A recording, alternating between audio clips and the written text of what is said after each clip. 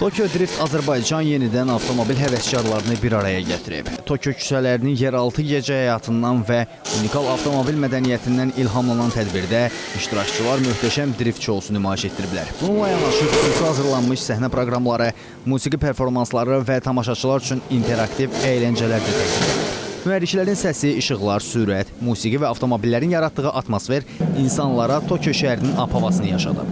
Drift şouya iştirakçı qismində qatılan Rəhman Şıxəliyev təəssüratlarını CBC Sportla bölüşüb. Tədbir çox yaxşı keçir. Bu insanların çox olmağından irəli gəlir.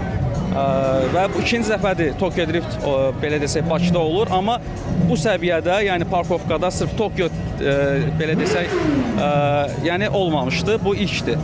Və güman edirəm ki, hər kəs bəyənəcək. Tədbirdə tamaşaçı kimi iştirak edən Aydan Həsənova isə həyəcanlı və əyləncəli anlar yaşadığını deyib. Əminəm ki, yaxşı olacaq da. Öncəliklə videoroliklərində görmüşdüm. İnsanlar olmadan drift etmişdilər. O da çox maraqlı, çox gözəl keçmişdi. Elə onun həvəsi ilə gəlmişdim bura.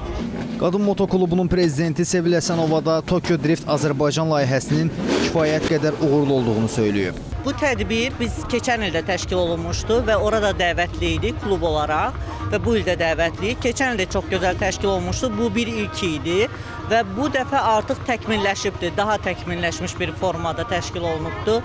İnşallah saat 8-də daha maraqlı bir drift şounun şahidi olacağıq. Onların da əksəriyyəti bizim dostlarımızdır.